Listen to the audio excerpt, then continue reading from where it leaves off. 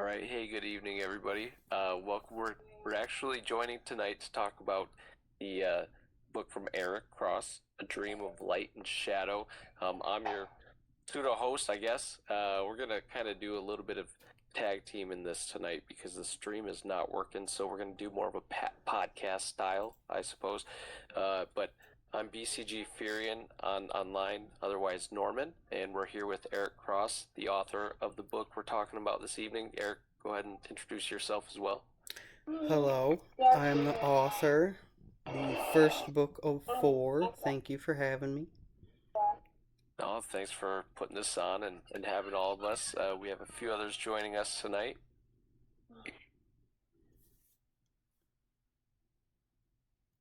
Who do we got with us? Hello everybody. I'm Diesel, otherwise Danny. I am the brother of the author.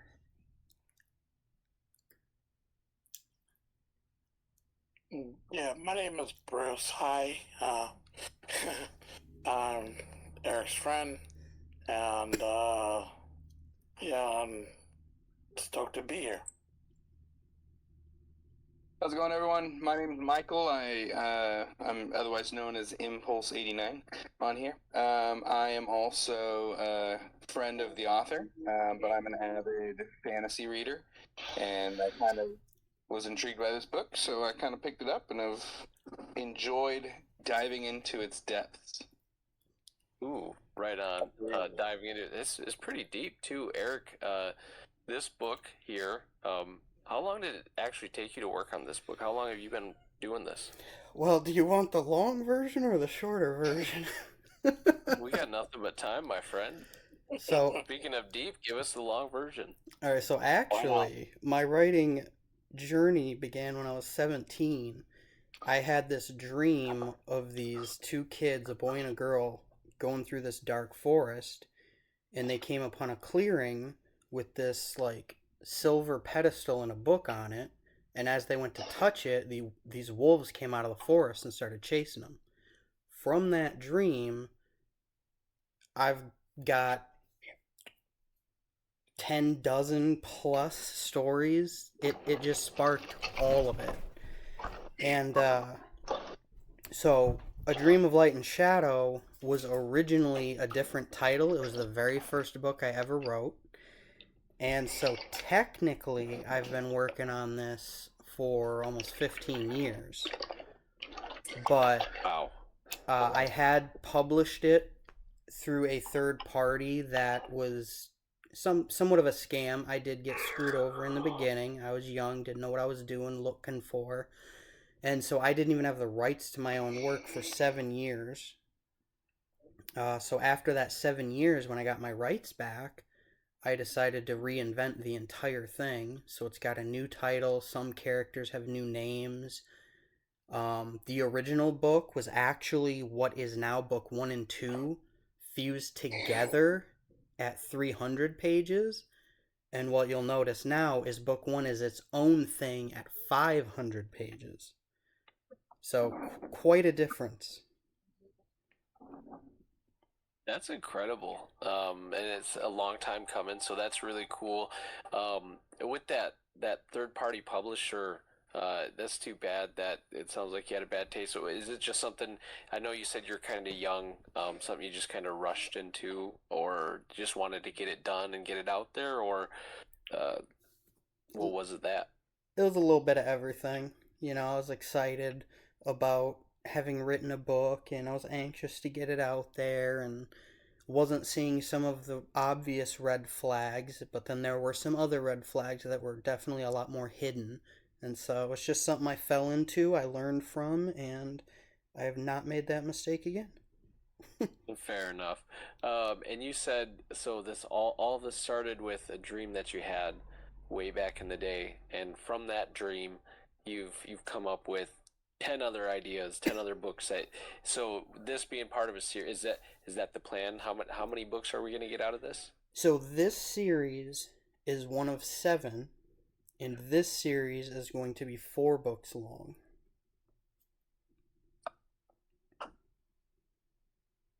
Nice. Okay.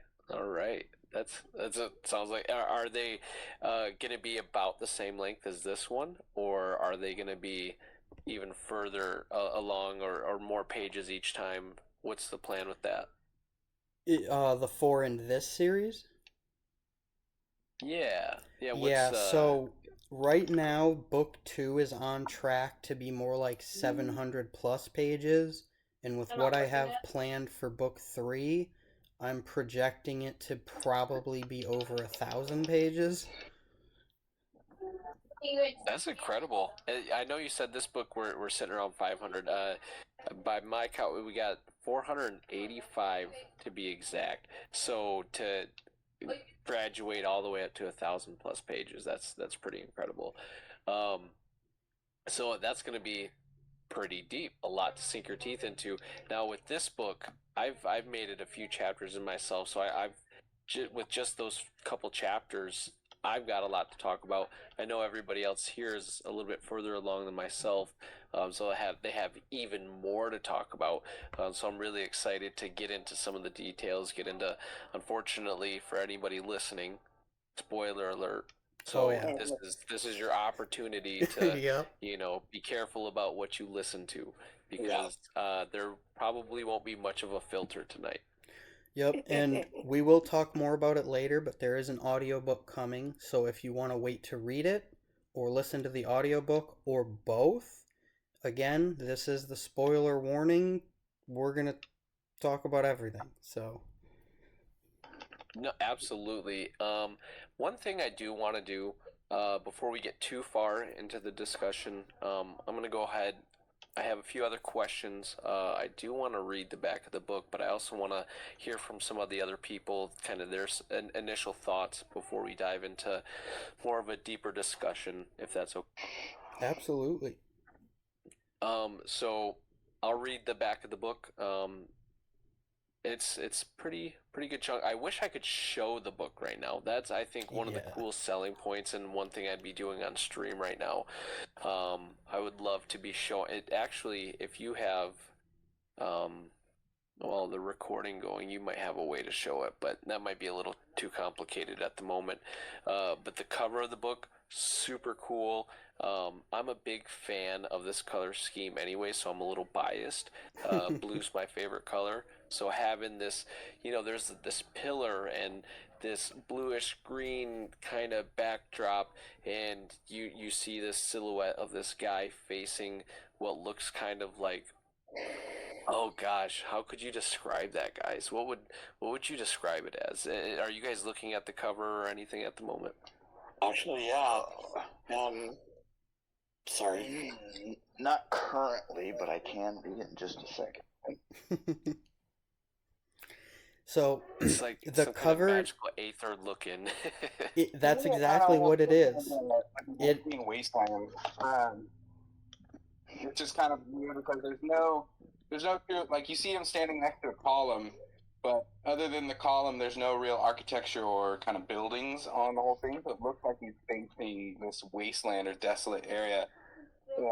You kind of get a vibe for that during the first couple chapters of what you are diving into, especially with the one of my favorite chapters that I hope to be able to talk about.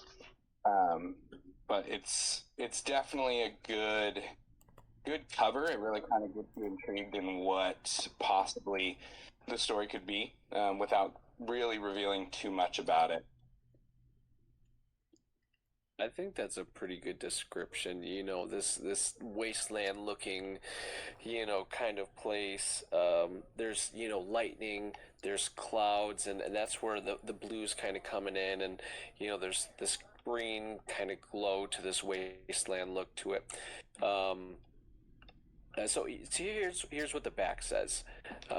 He peers deep into her loving eyes, but will he find the strength not to kill her?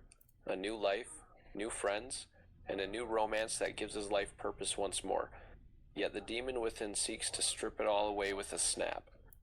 Yarrick has taken more innocent lives than his heart can bear. He seeks neither sanctuary nor forgiveness. Rather, he longs for fate to deliver to him that which he deserves, though fate is a master without mercy, and his life not yet served. The death of a dear friend sends him down a path of vengeance, but along the way he discovers new comrades, romance, and a plot to breach Callistos with the realm of fiends. He ventures forth armed with a simple plan, strong allies, and the might of a god.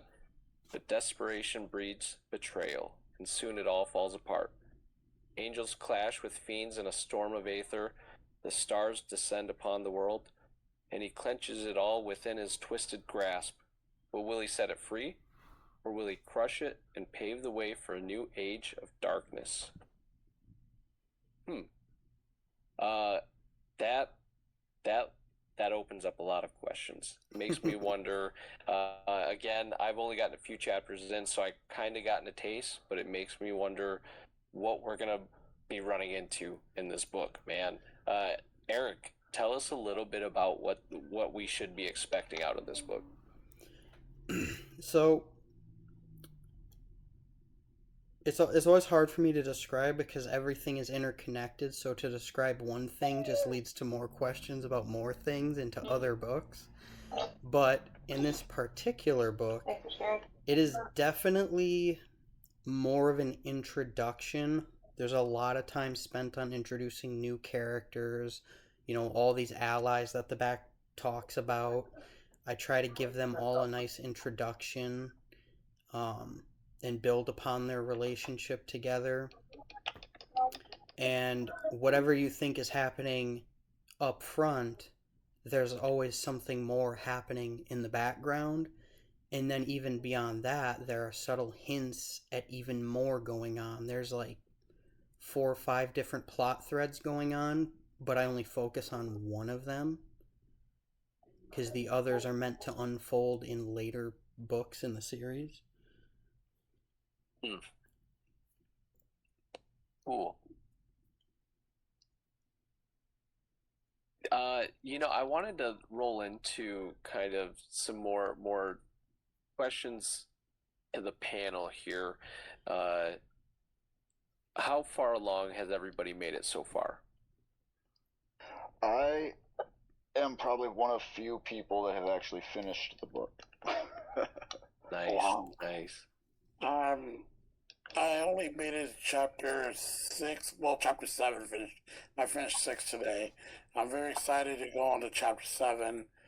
And yeah, that's as far as I've gotten. For myself, I kind of got to about the first third, and then I kind of heard about this panel, so I kind of went back to my favorite part so far and began to kind of study it a little bit more and read a bit more and kind of gather some of my really favorite parts that I liked about this section to kind of share with this kind of discussion and panel and kind of answer a few of the questions that I have in regards to some of that chapter. So about a third is how far I've gotten in. Okay. I've restarted it a few times. Unfortunately, I've had a few things that I've kind of I don't know how exactly I want to put it, but for example, I started with a PDF, and then I waited for the actual physical copy to come in, and then once I got the audio, I pretty much restarted again. So I have quite a few of the first few pages almost down to memory. I was listening to the audiobook, and I was repeating some of the lines or saying it before it happened, which was kind of cool, and it was nice having an idea of what was coming next. So I've made it about 15 minutes into chapter 3, which I think is right around page 70. So not super far. But and one thing I do want to talk about, and after I start bringing this up, Eric, I'm gonna kind of hand the reins over to you.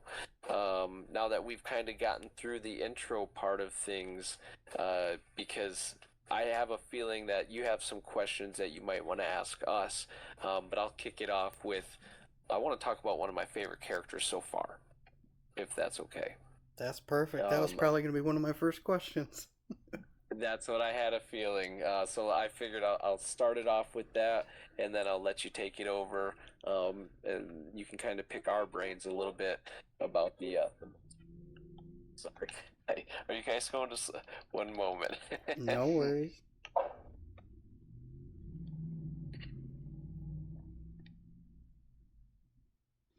All right, so I'm sure this is gonna be a fan favorite, and who knows, maybe as I get further along in the book, I'll find something out that I don't love. But for now, Fowlin. That is one of my favorite because again, spoiler alert, guys. For anybody listening, you're gonna find out things that you would have read, but growing up, I've always been a big fan of like druid archetypes. So this character for me is just sticks right out and is kind of almost like the embodiment of the fantasy world.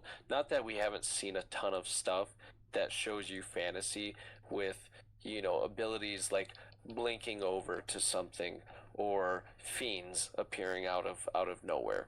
But again, shape-shifting individuals that are kind of blending in with the surroundings, and it's very druid-like to me. So, one of my favorite characters so far.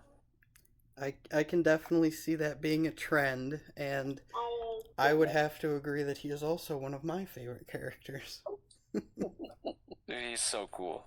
Like his introduction when he first shows up, just the way he kind of he when he appears on the scene. I won't give away too much, but when he appears on the scene, he just has a very commanding presence. Oh yeah. Well, and anyone who is a fan of Folan, I will tell you that you have a lot of wonderful things coming later in the series. I'm excited to see some of his. I don't want to say development, but yeah, I guess that for lack of better words, development. Uh, One question that I keep asking myself, and maybe it's something that I haven't read too far into or missed a detail. How old is he? Um, I don't think I've ever really gone through the timeline and given him an exact age, but he is pretty much sustained at his peak physical age, I guess, is the best way to put it. You will notice that Folan makes a joke later in the series that nobody in the book seems to age, which Okay. I was aware of, so like pointing it out doesn't really fix it. Like if someone were to see that as a problem, it doesn't fix it. But I do find it funny that as I write these characters, there's so many of them that they kind of just don't age. It's just a big part. It plays a big role in it. I dig it. I dig it. And Folan Yeah, is that's something of comic relief a lot of times. I do lean on him for that. that's. I was just gonna say that's kind of the energy I get from him, Yeah. because he seems to have a sense of humor, and the ironic thing is, it sounds like maybe from one of the darkest places. Yep. Yes.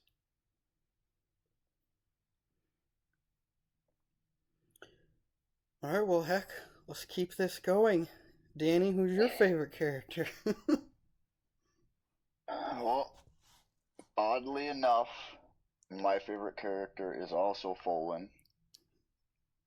Um, because like Norman, I've always kind of been drawn to like druidish characters, werewolves, um, just like wolves in general. Wolves are one of my favorite animals, so I'm just naturally drawn to those types of characters. Um, and the way that he comes in, he definitely has that commanding presence, as Norman talked about. Um, and as somebody who has read farther thus far, I can tell anybody that is a fan of Folan that you you're gonna fall even more in love with him. as the farther you get. Between his commanding presence, his comedic way of doing things, and just how he grows as a character, he's definitely going to be a fan favorite all the way around, I think. Let's go. I would actually come. I mean, I love Yarrick. I also like Fallon, but out of everybody in there, I found to have more of I kind of end up liking Bo Alice. Bose. He is very he's very ingenious in the way he thinks. Yeah, unfortunately, Norman hasn't met him yet. Michael, have you met Bose yet? I don't believe I have. Ah. So I'm not gonna try to spoil it, but he is definitely ingenious. I like the way he thinks, and just the way he is, his personality is pretty awesome. And that also ties in. There is a lot of great back and forth between Bose and Folan. So you will have that to look forward to as well. Yeah. Yeah. Alright. Michael, so far, who's your favorite? Yes, I mean, I would have to agree. Fallon is probably one of my favorite characters, but I think that's the intent with what the author was shooting for, is for everybody to like his kind of approach to every situation. Sadly, one of my favorite characters dies off in the beginning. Gamoff was I really liked him. I think he played a very good kind of, almost like the sane side to Yerk, and it was sad to see him go almost instantaneously. But one of the, not so much character, but the group of people that's very much intrigued me, and this is one of those things where I'm just curious about, like, the thought behind it, would probably be the Wenig, or however you pronounce it. For me, they kind of gave a kind of a Wendigo type vibe, or like a child version of a Wendigo, and so I was curious to see what the driving factor of what it was creating them that it came from. So yeah, Varial, the Accursed Forest, is meant to be somewhere where no one really treads, so you'll find a lot of dark creatures and evil things in there, and we don't explore a ton of it, but the Wenig are definitely something that I do focus on, and inspiration from the Wendigo was definitely a big part of that. And the fact that they are children transformed into these creatures just essentially is to bring a more sinister tone to it, maybe a more sorrowful one. Like, you look at them and it does incite fear, but if you know what they were before, it's also very sad. For sure. And that's definitely something that I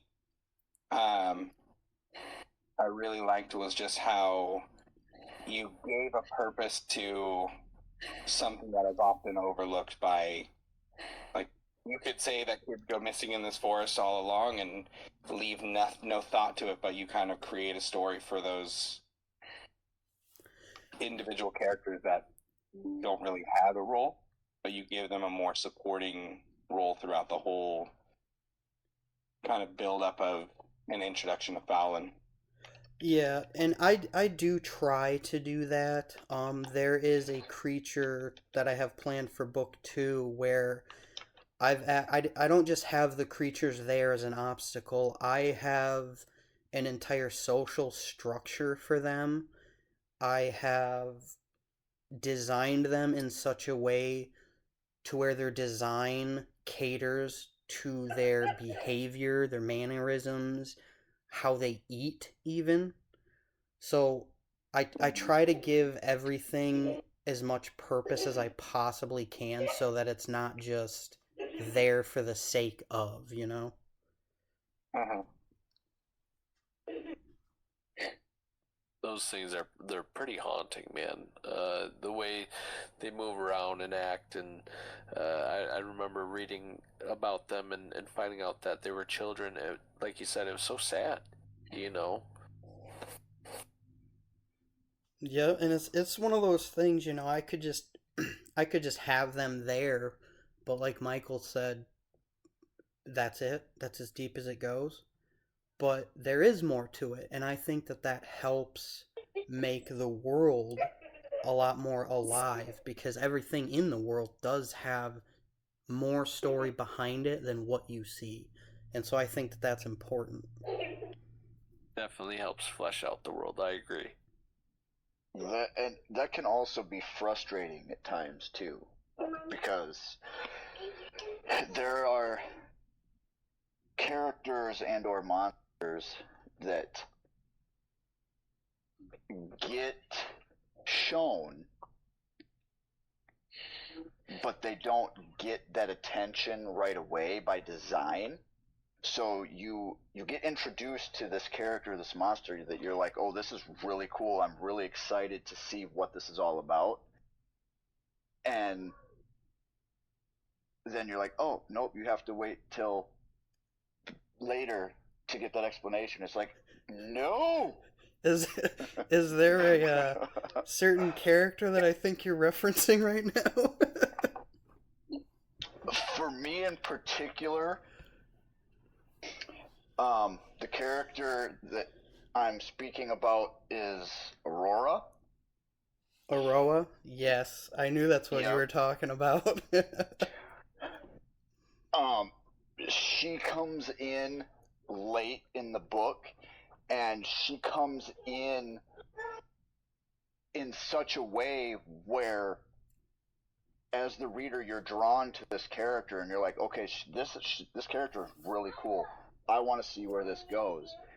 And then after that interaction, you don't hear from this character anymore, and it's like, well, what?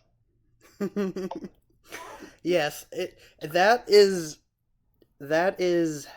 I guess the price of a long-term setup and payoff because I will say that that character is one that becomes extremely important in book 2 moving forward.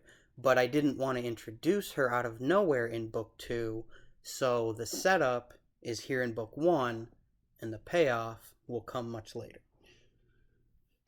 And you'll find a lot of that through the series. I don't like introducing something out of thin air. I like, being that I have the blueprint for the whole series pretty much mapped out, I like to set things up way in advance so that it feels earned because I want to earn that.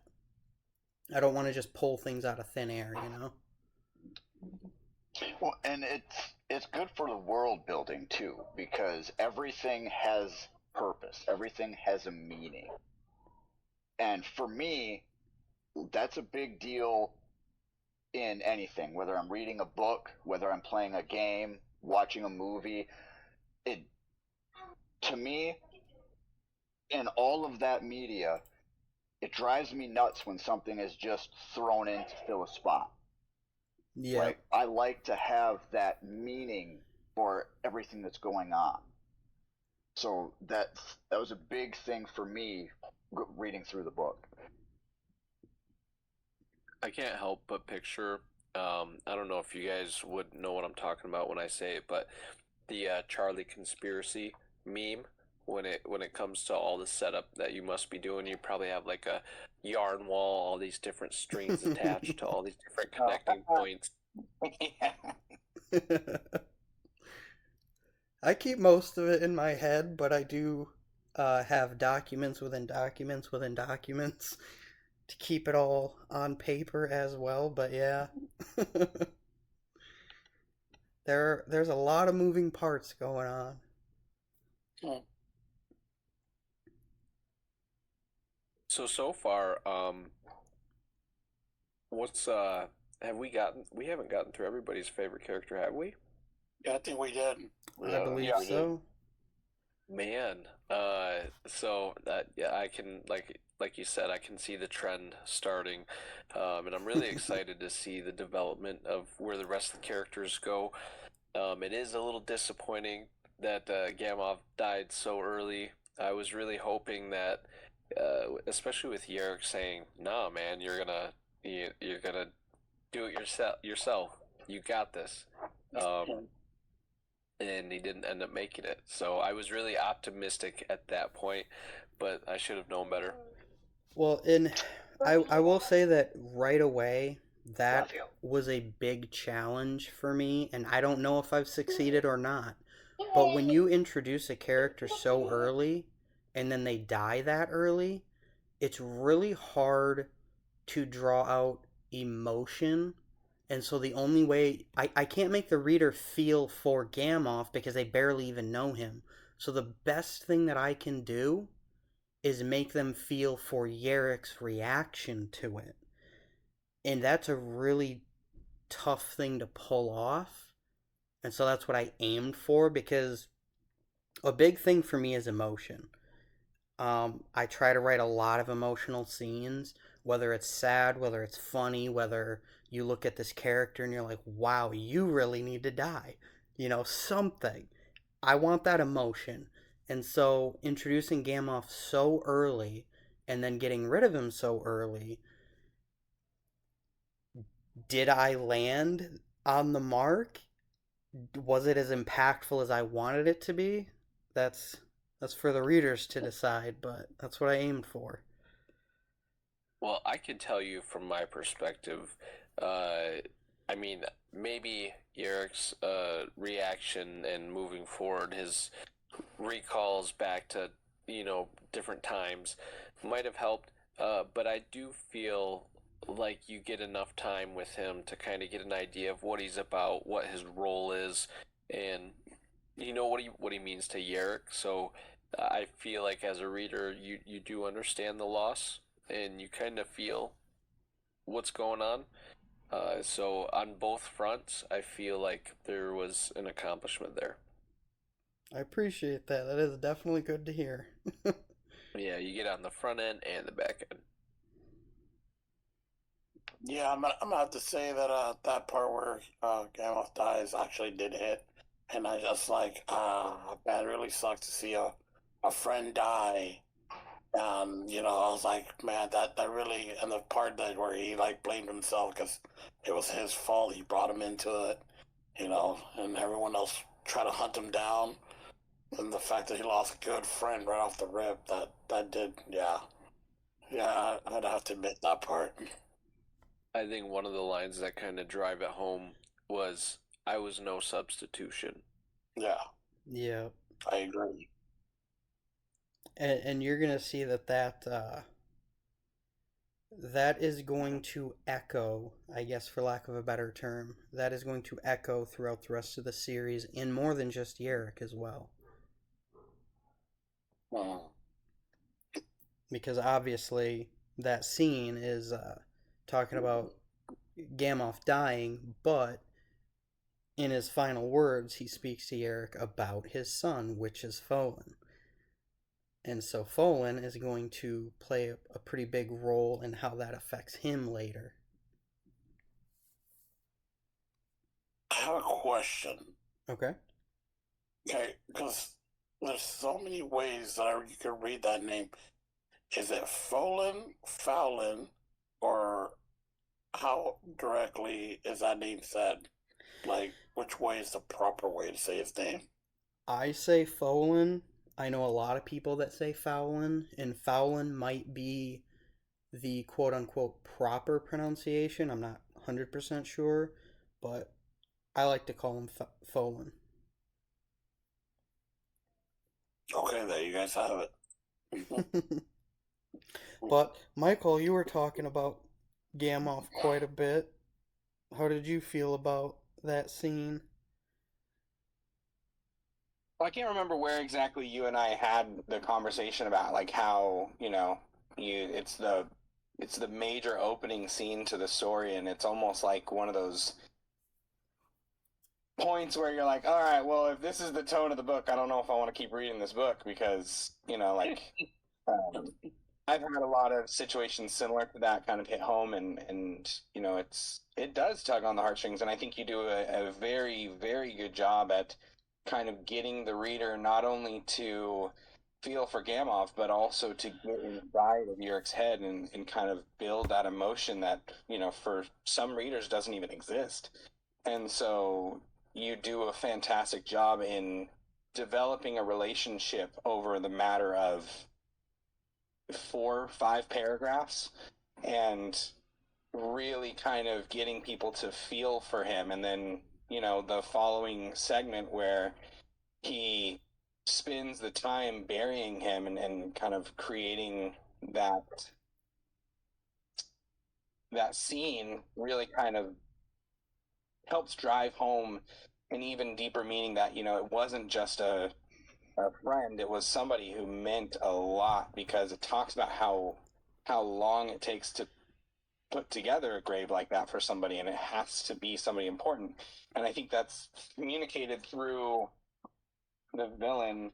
He's like, this meant something. It wasn't just I think it was Ostroth says something along those lines, that it wasn't just a nobody. He took the time to do this. Yeah. And that's such a fantastic point that, will resonate with a good amount of anybody who reads this book. And I think one other thing that's really interesting, as somebody who kind of dabbles with writing myself, you do a lot of information in a very short amount of time, and so it's hard to digest a lot of the stuff if you're sitting down and reading the whole book from open to close. And so you kind of got to sit down, read it after the chapter, kind of process it and mull over it, and kind of begin to feel your emotion for what happened, because so much is happening throughout the chapters. But again, kind of getting back to the Gamoff, it was such a personable scene that you did very rapidly at the beginning, and you kind of make a connection with the reader fast, which is a very important thing, because a lot of fantasy writers will sometimes spend so much time world building that by the time the reader is done with, reading the setup, they're like, all right, well, I'm exhausted with this book, and I feel like I've invested time and I've gotten nothing back from the author, and so they put it down and never come back. But you dive right into the story, and you do that world building along the way, which is such a great thing. But yeah, that's kind of my feeling for that initial scene, and it's such a great fight scene. At least it was in my head. So, to that point, also, I would agree that it's done very well, and I will say that Gamoff is not going to be the only situation where that comes into play. Without spoiling too much, there is a set of characters later on in the book, one of which is extremely important to the overarching story, one who is not, and I feel like we get less time with this character than what we get with Gamoff. But when the time comes for this character, you feel essentially the same way that you feel with Gamoff. And that's a big deal, because to have even less time with a character and still have that feeling, that it's amazing. It really is. mm-hmm. Well, and like I said, that's one of the really big challenges. Trying to make someone feel for, like you see in movies and stuff all the time, a character dies right away before you even really got to know them, and sometimes it works and sometimes it just really doesn't. It's one of those things that is tough to pull off. And going back to Michael's point about the world building, I feel the same way as far as overbearing someone with way too much way too quickly. So trying to sprinkle that throughout was my approach, and it's not going to stop. Like, the world is big, it's expansive, and so you're going to get more world building from cover to cover, from book to book, right up till the end of the series. The world building, that's one thing I did want to touch on. For anybody that opens up this book and starts reading it, when you when you start reading this, it's not going to be just some Reddit post, brain rot words. There is a lot. It is very wordy. There's a lot to it. You want to turn your brain on and take it all in. And it's not one of those things where it's just a bunch of stuff being word salad being said that's not going anywhere. In a kind of like when people make jokes about when you're trying to fill up an essay, you got a word count you got to hit. It's not like that. It's like everything has a purpose. So, pay attention to it, take it in, comprehend it, and then see where it goes. Yeah, I guess that's kind of what I meant by, like, by the time you get to the end of the chapter, you're almost exhausted, and it's not like oh man, that was a lot of work. You're just like, wow, like a lot just happened there, and you could dive right into the next one, but personally for me, I like to take that time to sit back and kind of just think about what happened. So sorry, I totally cut you off. You're good. You're good. No, I just wanted to apologize that I have another place where to be, and I'm gonna have to leave this party. I'm so sorry. But, You're good, man. I appreciate you coming. yeah, I'm so sorry. But yeah, again, thank you for having me here. We will see you in the next panel. Definitely. Definitely, yes. All right, thank you Yeah, guys. thanks for joining, man. Yeah. Yeah, no problem. All right, well, I So, think. Oh, go ahead. I was just gonna say, like, another thing that I think is done really well, and for me personally, I don't know about everybody else, but I have a hard time reading most of the time, just because I would rather see it visually than read words on a page. So as much as I like books, I do have a hard time reading them a lot of times. And one of my big things with this book is the way that fight scenes are handled. They are done in a way where you don't just read it and be like, oh, okay. Like, you're reading how this fight is taking place, and you can visualize in your head exactly what is happening.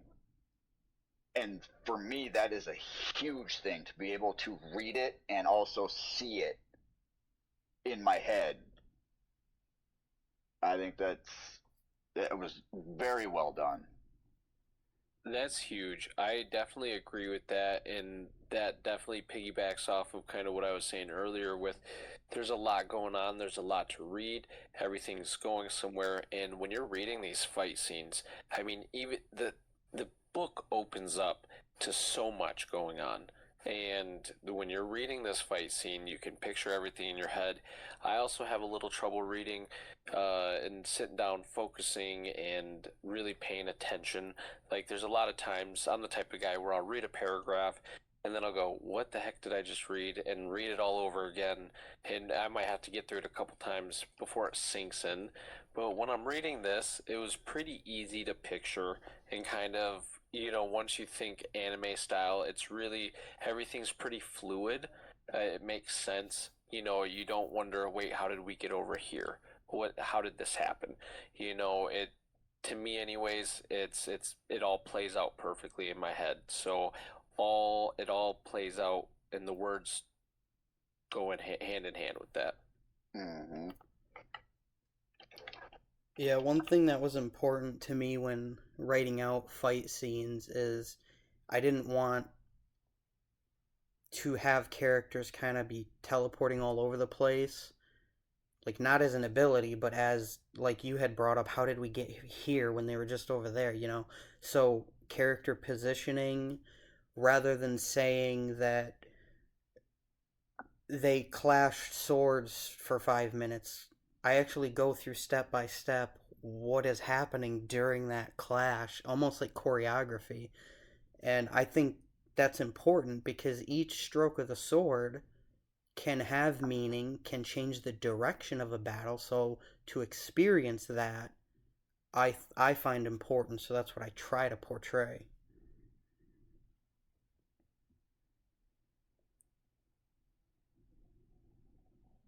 I think that very first battle, I mean, gets you excited for every other battle left to come. It does set a little precedent, but the good news is, and everything else that I've encountered, there's still, there's a lot of action going on. There's something to be excited about. There's conflict. You're picking sides. You're rooting for this person or that. It's exciting. Yeah, what I found intriguing is one of the villain characters happens to be the favorite character of the voice actor currently working on producing the audiobook.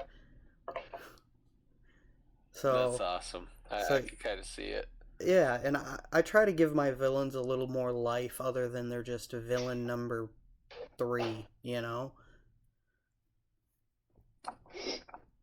I will tell you, listening to some of the audiobook, when you hear the villains come on, it's definitely villainous. I'm excited to hear more.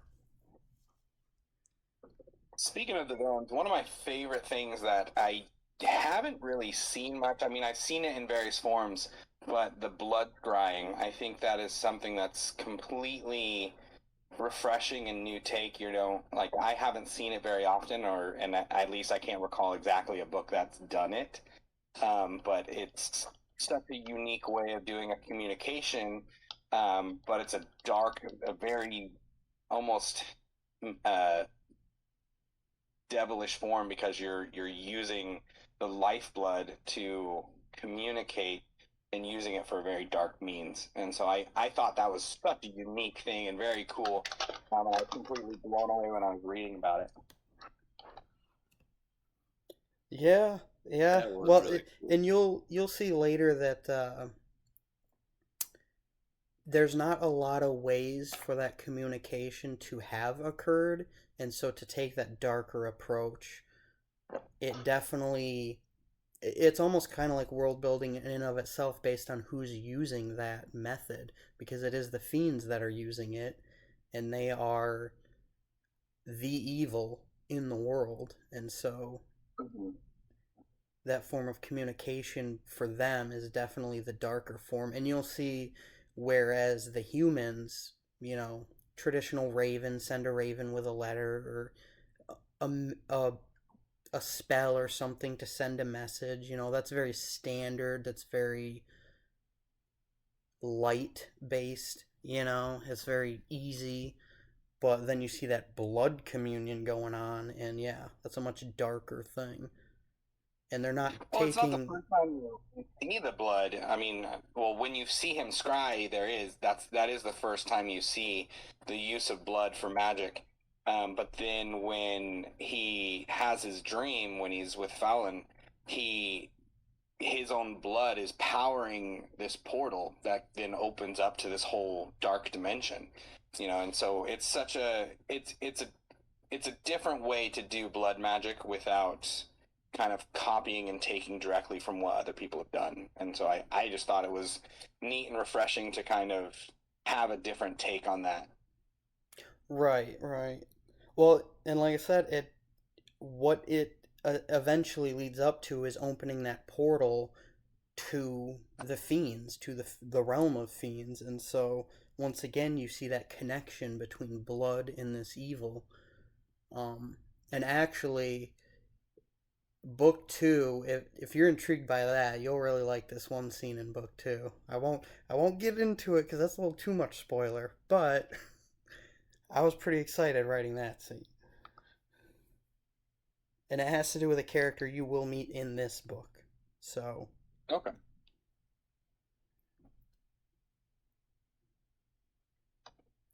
but there's actually a quite a bit of use of blood in a variety of ways. You'll know a little more what I'm talking about when you are introduced to Tyson. He is the last to join. Well, he's not the last to join the Fellowship, but he's right there near the end. Right before the Warden trials, he joins up with the group. And he has an interesting use of blood as well. He does, and his being one of the last to come into the group, his character development, it happens fast, but it's still really well done in a way that he becomes a very likable character in a short amount of time.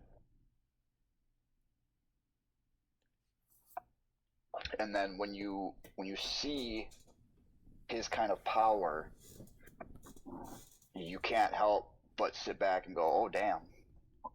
Yep.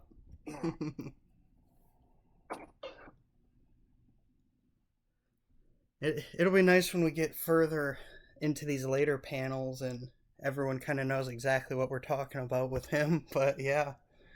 Hmm. Yeah, I'm there's really excited to see more.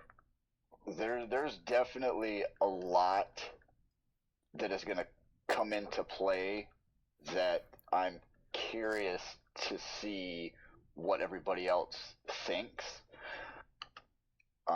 Because, like you said, it's hard to not spoil things and want to talk about certain things when people aren't there yet.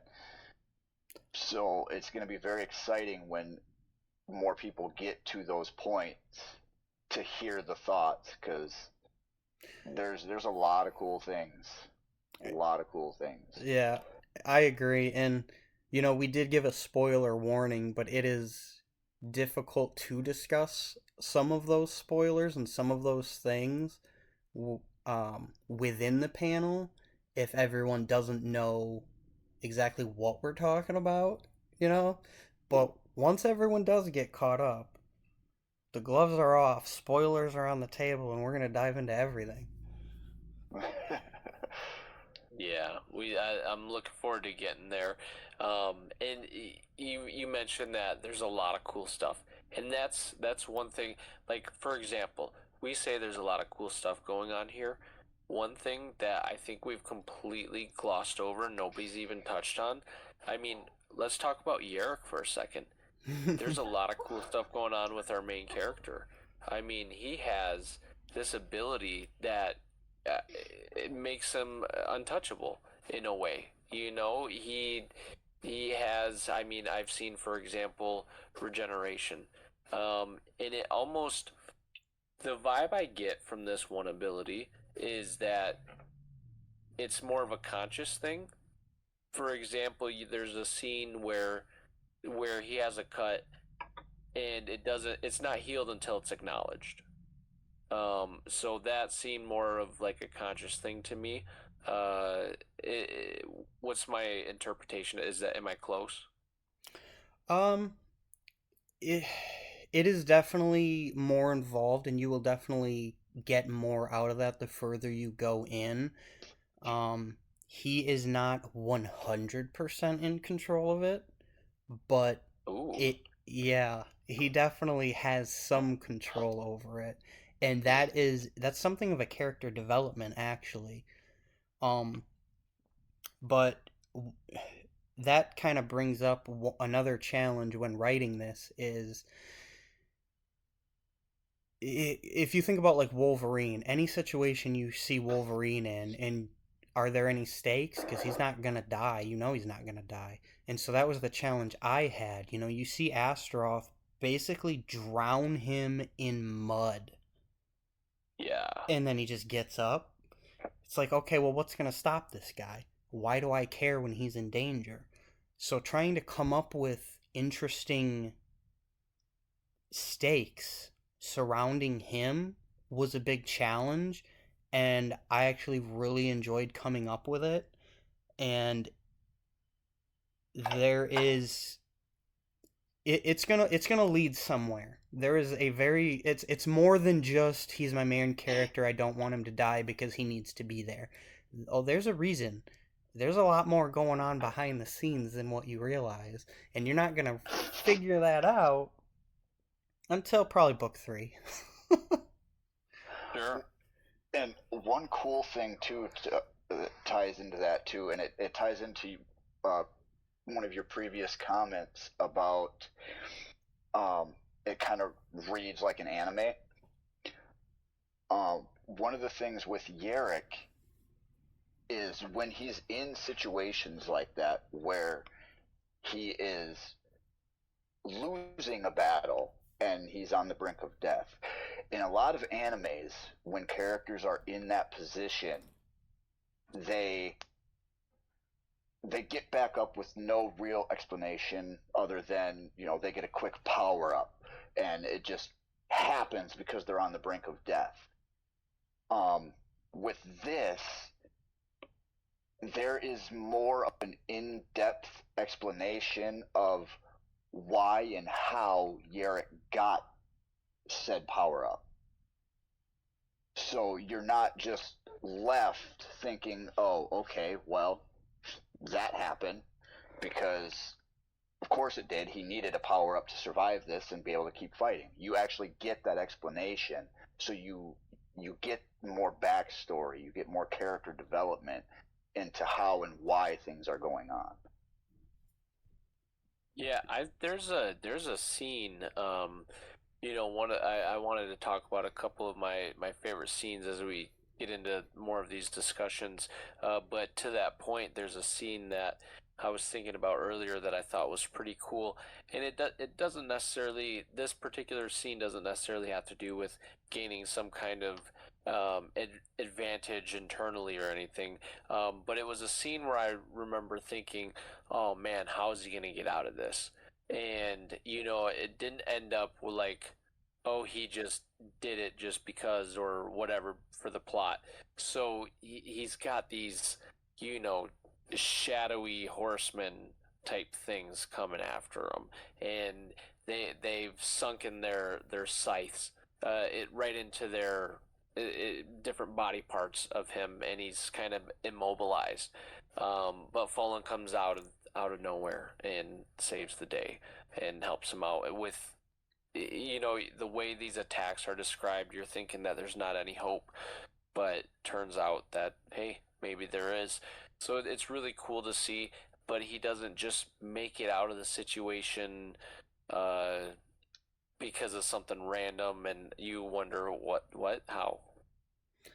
Right, and that's what I mean about the challenge in writing it and how I enjoyed coming up with these scenarios, because despite the fact that he does have this crazy regeneration, he's not untouchable, he's not immortal, and I brutalize him quite a bit to try to drive that home, and either someone else pulls him out of the fire, so to speak, or there's some kind of clever way where he gets out of a situation. Or like when he got drowned in the mud, had Astaroth known he was going to just walk that off, he would have finished him. He would have done a lot more to end that fight than just leave him in the mud. So he doesn't just get a power up and overcome the situation just because, like Danny was saying, there's a lot more going on. Well, sorry guys, I'm gonna have to take off. The boys are still up. I gotta put them to bed. All right, well, I appreciate you coming. Yeah, I look forward to our chat next time. Heck yeah. Hopefully we discussed everything you wanted to, and if not, hopefully we'll touch on some things next time, and maybe you'll have more to touch on. Yeah. All right. Well, have a good evening, guys. You too. Hey, thanks for joining, man. It was fun.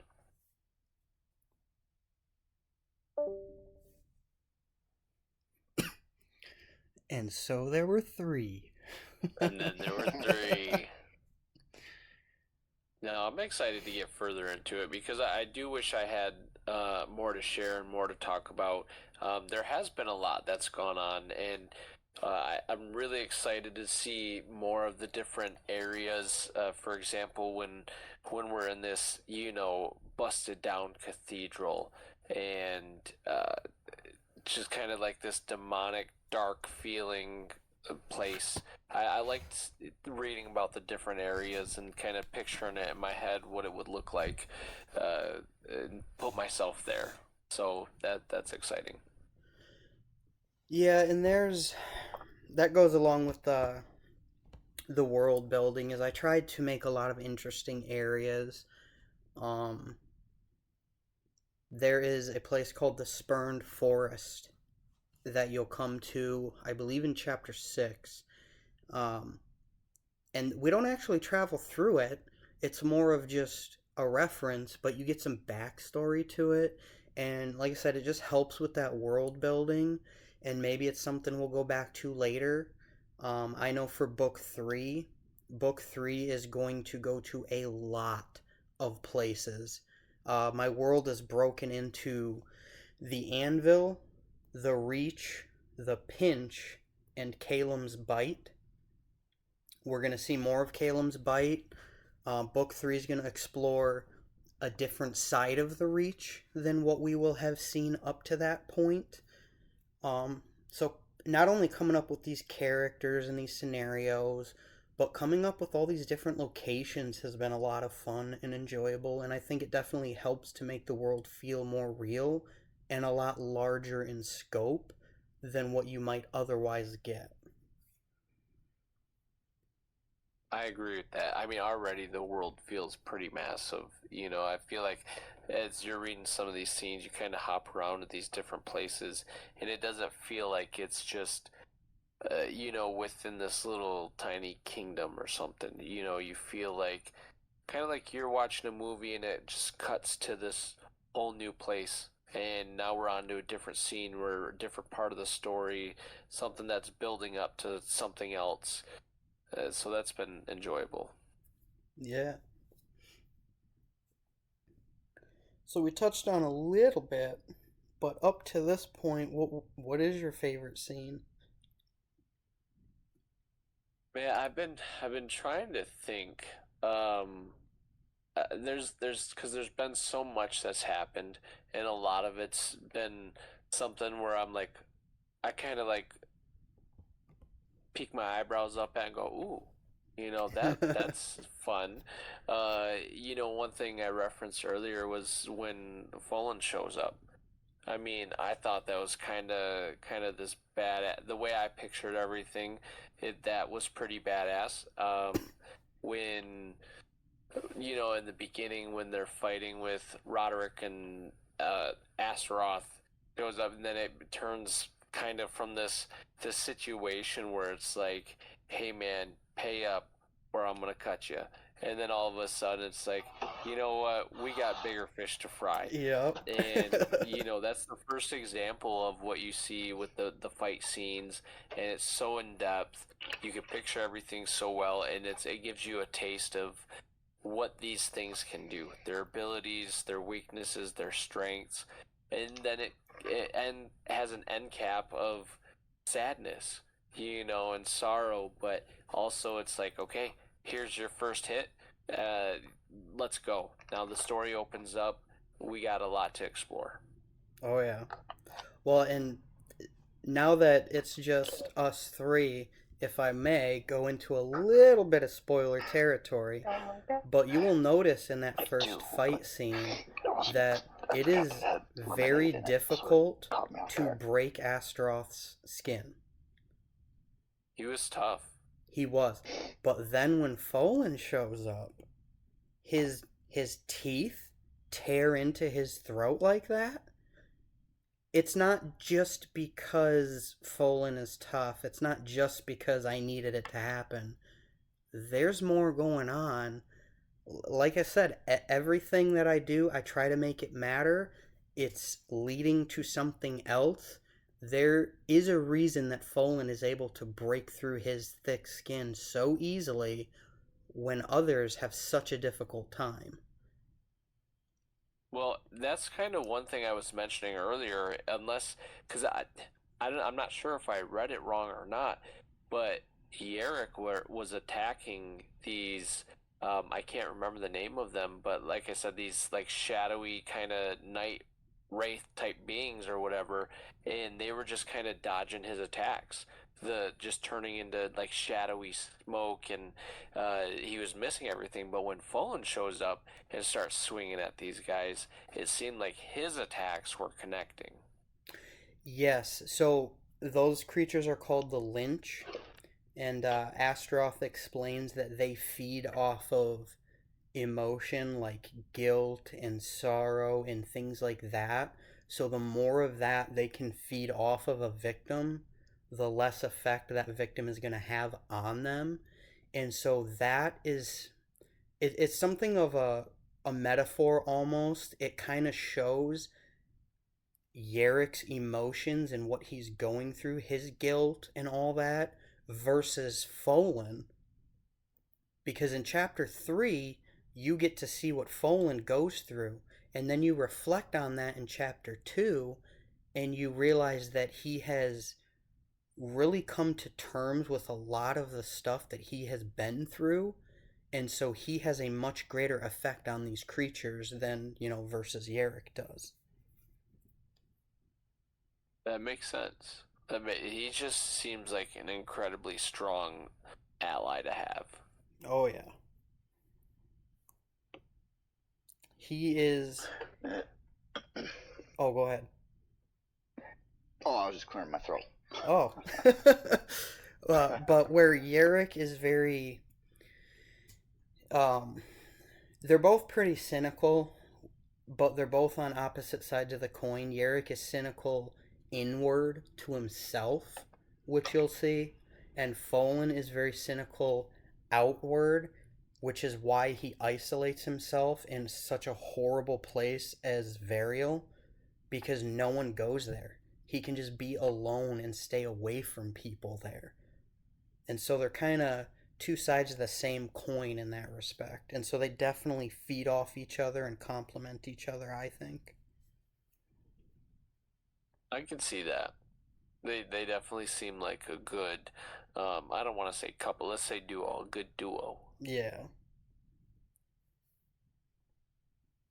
But as far as like my favorite scenes go, I'd say it's somewhere in between, the opening there, because again, there's so much going on. There's a roller coaster of emotions, but also when Folan shows up. I mean, yet again, to save the day.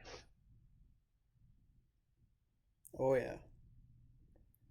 I'm definitely excited to see if the favorite scene changes as we get further. Because I will say my favorite scene is the Warden Trials. It was one of my favorite scenes to write. There's so many characters involved with it, so writing about each and every one of them and how they deal with the situation was really fun. There's some character growth in there, some world building in there, and then there's a massive couple of mysteries dropped in there as well. So there's just so much going on. When you get to that chapter, there's a lot to digest. I think we're coming to expect just that. So Danny, since you've read the whole shebang, what is your favorite scene? Oh, that's a hard question. Um, I've thought about it a lot, and I can't really pinpoint one.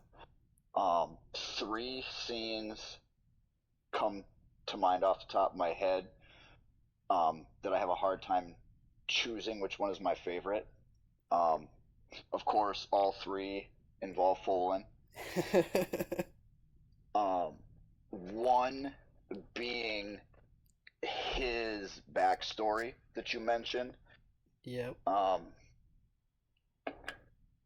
The way that all plays out, like it plays out in a cool way that kind of hits on a personal level.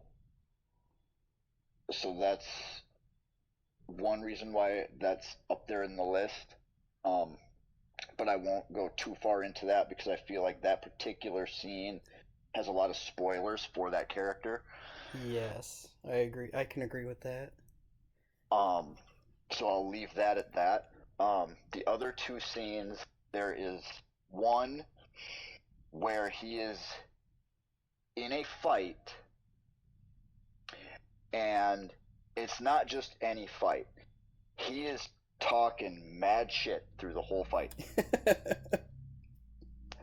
And it is just hilarious to see him go about the fight in that way, because you don't see him do that in any other fight. It just, this one in particular, like, he really goes into it, and it's just hilarious. I think I might know which fight you're referring to. It really is. It's hilarious. Does it involve a little bit of rain? It does. Yep, I knew it. And he's fighting an assassin of sorts. Yep. And the third scene that is up there, it really further shows, like, you, as we've kind of discussed in different scenarios with Folan, you see a lot of his power come into play in different situations. There's one scene towards the end of the book where I don't really know how to describe it other than, without spoiling too much, kind of like a time stop kind of thing. And Folan dives into it in such a way that really shows not only his further power, but I felt like it showed a lot his character growth. As you touched on, he lives alone. He does that for a reason. And so in this scene, when he does what he does, it's a huge deal. Yep, I'm pretty sure I know what you're talking about with this too. You know, Man, he sounds like such a badass. in coming up with these scenes, you know, the second scene he touched on, where you don't see him really fight the way that he fights in this scene. What a fun scene to write. Because I kind of had this certain goal in mind with how I wanted the scene to play out. And that's the thing. I don't want every fight scene to feel the same as the last fight scene. And so trying to come up with these different scenarios has been a lot of fun. But that one in particular, I don't know how much I want to give away. Since it is just us three, I feel more compelled to say more. But that one was definitely really fun. And then touching on the third one there, trying to drive home that character growth is really important. One thing that you will hopefully notice is, and something I've learned over the years writing, is when you write something, if you can make that one thing have multiple meanings and multiple purposes, it is so much stronger, even if it's just a single sentence. And so when Folan is going through that scenario, there's so much behind the scenario, so much in the character that is going on, like you said, that it's just such a much more powerful scene than what it would be otherwise. If any other character were in his shoes, it just wouldn't be the same. Right, exactly. It was definitely a scenario where, because at that point in the story, you've pretty much met everybody. You have a good idea of who everybody is. You know, the group has bonded on such high levels. But when that scenario plays out, as you're reading it and when it happens, you can't help but look at it and be like, there's a lot of people in this group, but in this scenario, it had to be Folan. He's the only one who could have done this. Yep, absolutely. Nice, nice. And that scene is also just coming off of a big low point revelation, I'll say. So to see him face that after the burden of what everyone has just realized, again, it goes towards his character, and it shows just how mentally and emotionally strong and mature he is, where despite everything, and despite the fact that he's a loner and he doesn't particularly like people, he's willing to face what no one else could.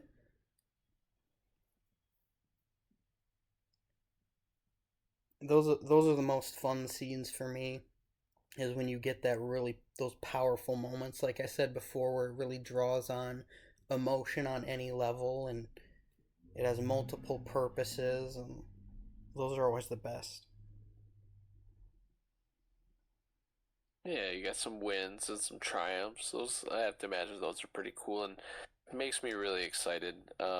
Because I was hoping, or to hear that this was a character that we were gonna have around for a while, and not somebody that was just gonna end up dead in the next chapter, and I was gonna get connected to him just for him to be gone.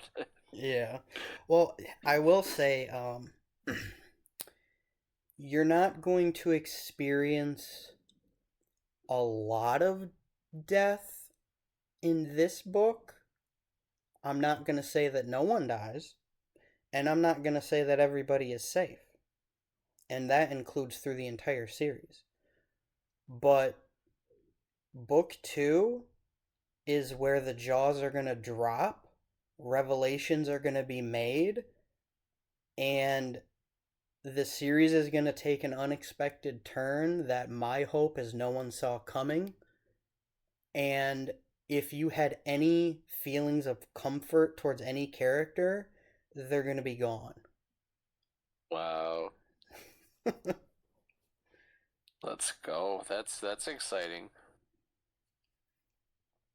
Yep.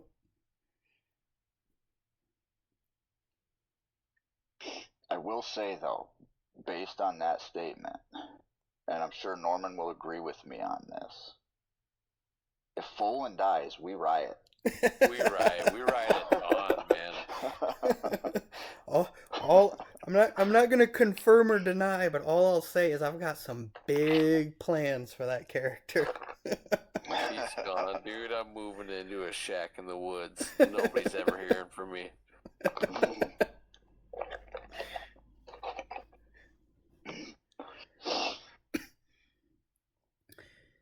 So for you guys, I mean, more so, I guess, for Danny, since you haven't finished yet, Norman, what is, I guess, something that stands out with this story versus other stories that you really enjoyed, that you think is a really big strength of it, something that I'm doing right?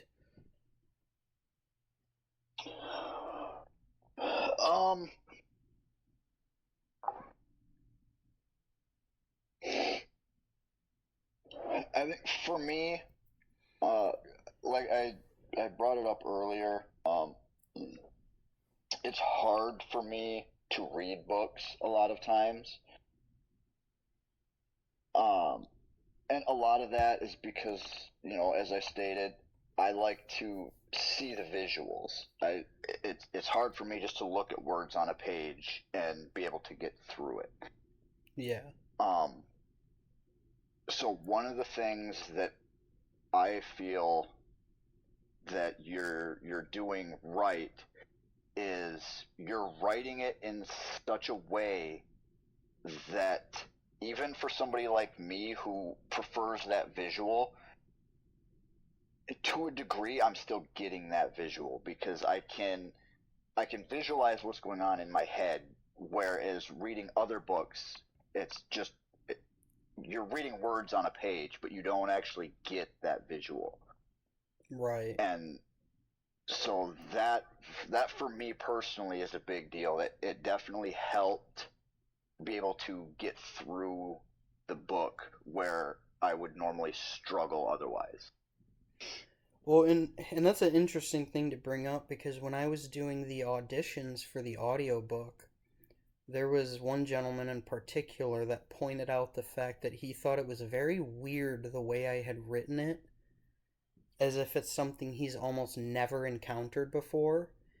And he had referenced that it's written more like a screenplay than a novel. And I mean, I can definitely see that. You know, you read a lot of books and it's always from a character's perspective, whereas this really isn't. I'm trying to tell a story, and so I've tried to write it in such a way where I'm telling the story as opposed to you're reading it from a character's perspective and experience, if that makes sense. Right. And Well, yeah, because in a lot of those situations where the story's being told from a particular character's perspective, there's a lot that can get lost in that because you're seeing the story from just that one perspective. right, But when you're telling the full scope of the story, you get other perspectives that you wouldn't normally get otherwise. And it really helps to flesh things out. It helps understand the story more. right. I try to write it in such a way because I visualize it, and like Norman said, as an anime is how I visualize it when I'm writing it. And so I'm kind of trying to write what I'm seeing in my head, but obviously format it in a digestible way where it's an appropriate novel. But yeah, rather than from a character's perspective, because I mean, I can imagine like going through the whole book, if I were to write it from certain characters' perspective, how drastically the story would be different, you know? Oh yeah, for sure. I think it is kind of interesting that he brought up that it's kind of written like a screenplay because when you read it earlier, I mentioned it's kind of wordy. There's a lot going on. There's a lot of description, and you really have to be cognizant of what you're reading, so you can get the full picture. With it being written quote unquote like a screenplay, I mean you can almost act this stuff out as you're reading it. You can picture everything. Everything is instruction, and I could copy and paste this into a prompt and end up with like a cool AI video, like I said earlier. Um, Right. and and that helps me a lot when I'm trying to get through this stuff, to be able to picture it.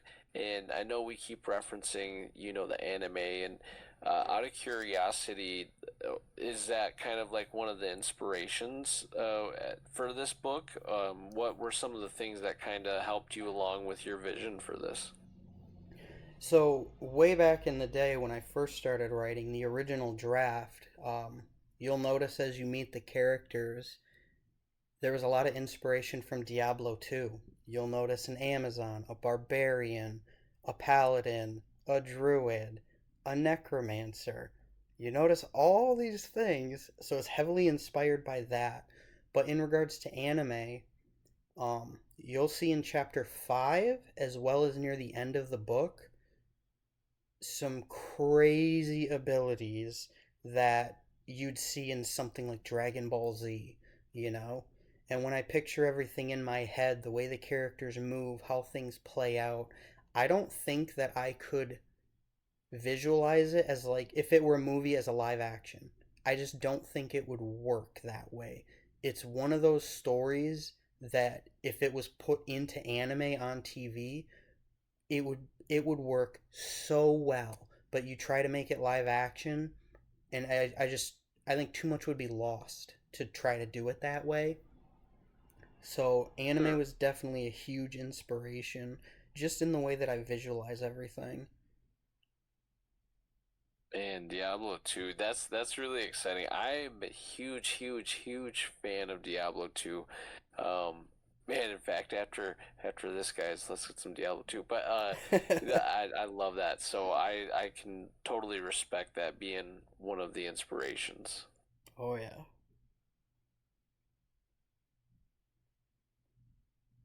One other question I kind of had, you've mentioned before that Yarrick, and I know we've spent a lot of time talking about a lot of other people, not so much about Yarrick, um, but he seems to have a very distinct weapon, a very Yes. unique weapon that is referenced quite often. And correct me if I'm wrong, but it's described as a sapphire katana with a distinct sigil on the side, right? A lotus with the Yes. mountains behind it. Yes. Could you tell us about that, or is that something we need to find out down the road? So I can talk about it a little bit. You'll notice in the very first fight scene how Yarrick is having trouble breaking Astaroth's hide, but then the blade gets somewhat of a gleam to it and it starts to pierce through. Um, his blade is unique, but it is also part of a family of others, I guess I will say. And you will notice a character named Devlin later questions him about his blade in reference to another character, and so that's something of a hint that there's some kind of a connection there. But obviously, Yarrick doesn't know what he's talking about, and so it kind of just stops there. But as the reader, you now know that there is something there.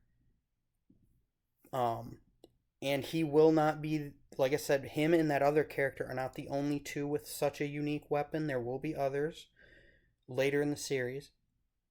Um, but his weapon, I can't spoil it too much, but his weapon goes beyond this series as a whole.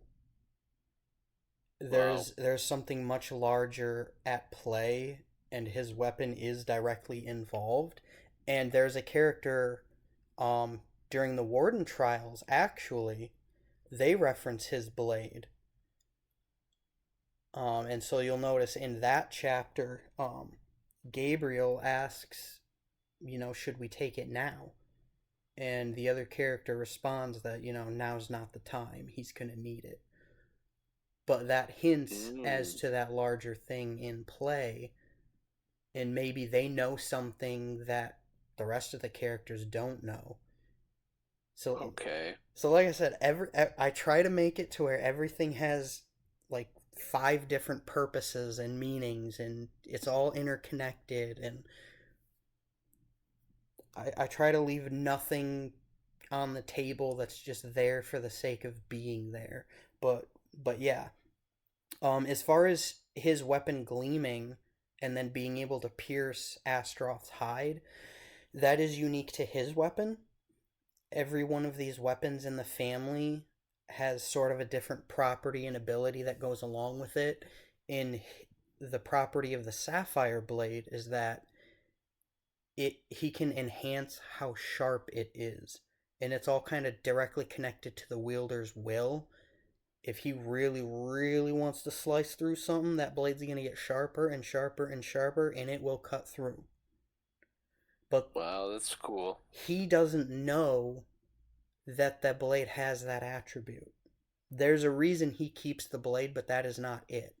It's important to him, but he doesn't know what it's capable of. I dig that. Okay, and I assume down the road he'll probably get an idea of what's going on and figure it out a little bit more and unlock more of its potential. It's definitely a possibility. All right, all right. Yeah, that was my only question about that, because again, it's referenced a lot. So it's one of those things where we've mentioned it throughout the night, where you kind of poke at it and you're like, "Hey, this is important. This is important. This is important," and it's mentioned over and over, and it just makes you think about it. and you're like, man, I gotta find out more of the story on this particular item, and what's going to be the significance down the road, or what was the significance in the past. Yes. Yes, yes. I like to I like to make it known that certain things are important, but you might not discover why just yet. You might have to wait a little bit. It definitely has multiple purposes, not only does it make it more exciting when the reveal happens, but as a reader it leaves you wanting more. You want to know what this is, and the only way to figure it out is you gotta invest that time, you gotta read it. Yeah, I agree, and it's something to look forward to. Um, that's something I definitely don't mind. There's a lot to sink your teeth into with this. I've been enjoying it a lot. I I've been able to restart it 3 times and not get sick of it. Okay, so that's where we're at with it. Hey, re quote unquote replayability, that's where it's at. Exactly. And gosh, I got a nice chunk of it down. Like I said, about 70 pages in. And dude, there's so much. As we were getting ready to start the panel, I was trying to remember everything that I've gone through. And luckily, since I've gone through it a few times, a lot of it stuck. But some of the more fresh things. But you did, I think, such a good job of writing the scene that a lot of it stuck fairly easily. It's good to hear. Well, unfortunately, we're an hour and a half in and I gotta cut it short, but I am very much looking forward to the next panel discussion and diving deeper into some of these things that we've only hinted at once everyone gets a little more caught up, gets introduced to some more characters, see how everyone feels.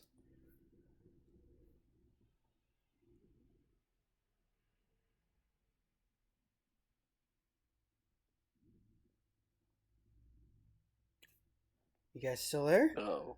Oh, it Yeah, got it very just cut out. quiet. Yeah, yeah, you kind of like stopped mid sentence. Everything went quiet. Oh, did I? Yeah. Oh, man.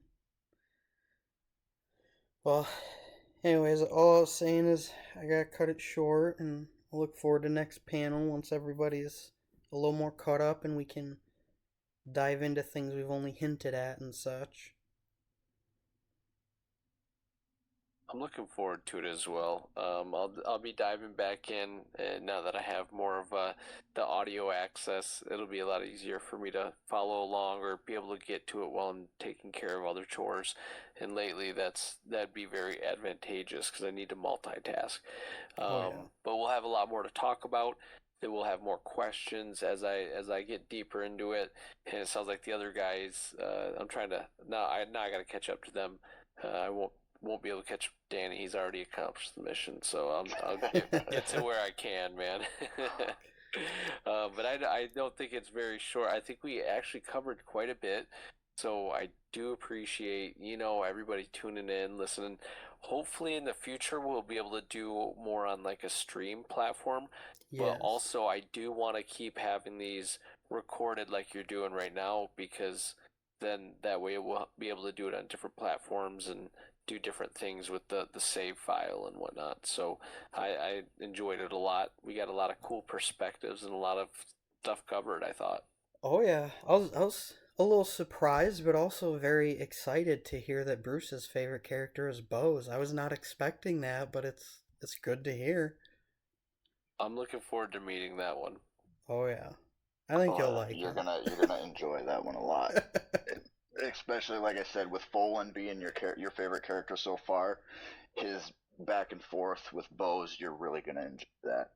Hell yeah. All right, well, I appreciate you guys discussing with me, and I will talk to you next time. Absolutely All good right. show. Good night, boys. Good Good night. night.